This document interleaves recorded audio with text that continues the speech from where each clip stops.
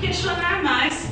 A estatística lá do Capão Redondo de 90% dos jovens estarem mortos naquele cemitério é estranho demais, não é? A estatística de tantas jovens aí se suicidando, né? A estatística de tantas coisas que acontecem no nosso meio, de tantas desordens, e que nós, como juventude cristã, nós somos convidados a fazer a diferença. Então você vai pegar lá no Evangelho de João, capítulo 6, versículo 22. Evangelho de João, capítulo 6, versículo 22. Para quem tem a Ave Maria, né, a Bíblia da Maria, é 1391.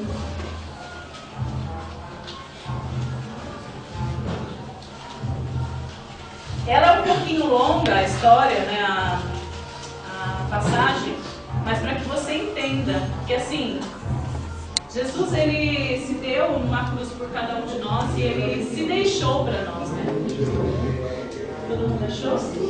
Versículo 22, é o 6, é o capítulo 6, versículo 22. Então,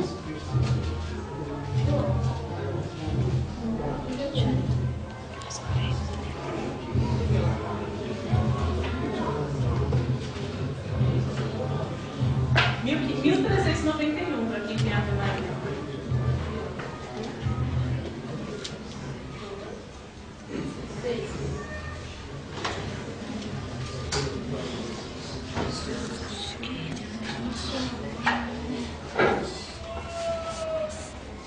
Vou ler, tá? No dia seguinte, a multidão que tinha ficado do outro lado do mar percebeu que Jesus não tinha subido com os seus discípulos na única barca que lá estava, mas que eles tinham partido sozinhos. Nesse meio tempo, outras barcas chegaram de Tiberíades, perto do lugar onde tinham comido o pão, depois de o Senhor ter dado graças.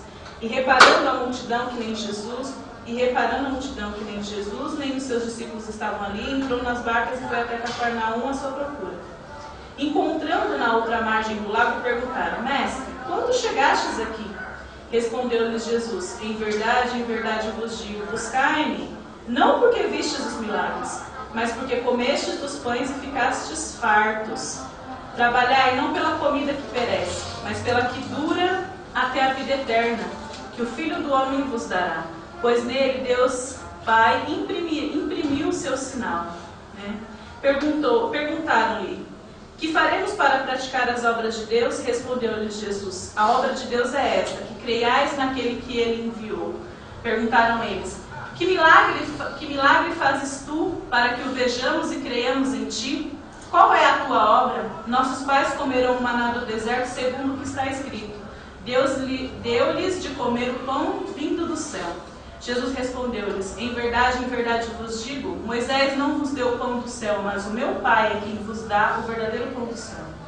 Porque o pão de Deus é o pão que desce do céu e dá vida ao mundo. Disseram-lhe: Senhor, dá-nos sempre deste pão. Jesus replicou: eu sou o pão da vida. Aquele que vem a mim não terá fome, e aquele que crê em mim jamais terá sede. Mas já vos disse, vós me vedes e não credes. Todo aquele que o Pai me dá virá a mim, e o que vem a mim eu não o lançarei fora. Pois desci do céu não para fazer a minha vontade, mas a vontade daquele que me enviou. Ora, esta é a vontade daquele que me enviou, que eu não deixe perecer nenhum daqueles que me deu, mas que o ressuscite no último dia. Esta é a vontade do meu Pai, que todo aquele que vê o Filho e nele crê tenha a vida eterna, e eu o ressuscitarei no último dia. Murmuravam então dele os judeus, porque disseram: eu sou o pão que desceu do céu. E perguntavam: porventura não é ele Jesus, o filho de José, cujo pai e a mãe conhecemos? Como, pois, diz ele: desci do céu? Respondeu-lhes Jesus: não murmureis entre vós. Ninguém pode vir a mim se o Pai que me enviou não o atrair, e eu hei de ressuscitá-lo no último dia.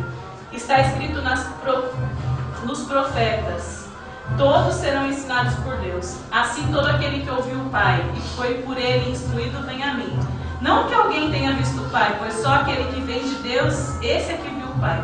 Em verdade vos digo, quem crê em mim tem a vida eterna. Eu sou o pão da vida. Vossos pais no deserto comeram maná e morreram. Este é o pão que desceu do céu, para que não morra todo aquele que dele comer. Eu sou o pão vivo que desceu do céu. Quem comer deste pão viverá eternamente. E o pão que eu hei de dar é a minha carne, para a salvação do mundo. A essas palavras os judeus começaram a discutir, dizendo: como pode este homem dar-nos de comer sua carne? Então Jesus lhes disse: em verdade vos digo, se não comerdes a carne do Filho do Homem, não beberdes o seu sangue, não tereis a vida em vós mesmos. Quem come a minha carne e bebe o meu sangue tem a vida eterna, e eu ressuscitarei no último dia. Pois a minha carne é verdadeiramente uma comida, e o meu sangue verdadeiramente uma bebida. Quem come a minha carne e bebe o meu sangue permanece em mim e eu nele. Assim como o Pai que me enviou vive e eu vivo pelo Pai, assim também aquele que comer a minha carne viverá por mim. Este é o pão que desceu do céu, não como o maná que vossos pais comeram e morreram. Quem come deste pão viverá eternamente. Tal foi o ensinamento de Jesus na sinagoga de Cafarnaum. Muitos de seus discípulos ouvindo disseram: isto é muito duro, quem o pode admitir? Sabendo Jesus que os discípulos murmuraram, por isso perguntou-lhes: isso vos escandaliza? Que será quando virdes subir o Filho do Homem para onde ele estava antes? O Espírito é que vivifica, a carne de nada serve.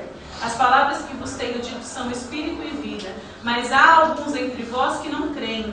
Pois desde o princípio Jesus sabia quais eram os que não criam e quem o havia de trair. Ele prosseguiu: por isso vos disse, ninguém pode vir a mim, se por meu Pai não lhe for concedido. Desde então muitos dos seus discípulos se retiraram e já não andavam com ele.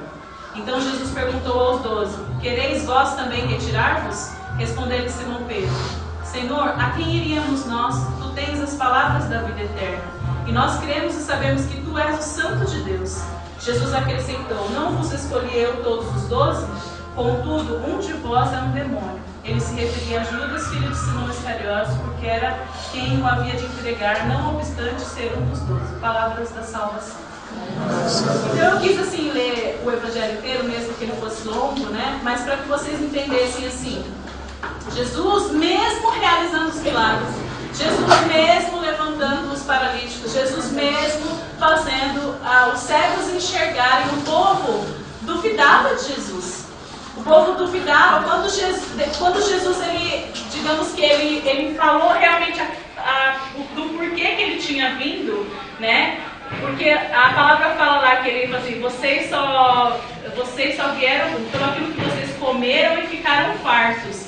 Então que nós entendamos que muitas vezes nós viemos até Jesus por aquele sentimento que nós tivemos dentro de nós, de dizer assim: eu estou aqui, Jesus, porque o Senhor, eu senti uma emoção dentro do meu coração e algo que eu jamais senti em outro lugar, e por isso eu estou aqui. Mas isso não é o suficiente para nós, né? Não é suficiente apenas fartar-se, não de comida apenas, mas desses sentimentos que existem dentro de nós, para que nós possamos assumir esse Jesus como algo decisivo nas nossas vidas, né? E Jesus ele falava exatamente, ele falava do porquê que ele tinha vindo, para realmente se dar numa cruz, para realmente ser a verdadeira carne, né? E a verdadeira carne de comida para nós e o verdadeiro sangue de bebida para nós. E as pessoas lá naquela época, lá naquele momento, os doutores da lei, falaram: mas quem é esse homem que fala que nós vamos comer desta carne? Então parecia loucura para eles.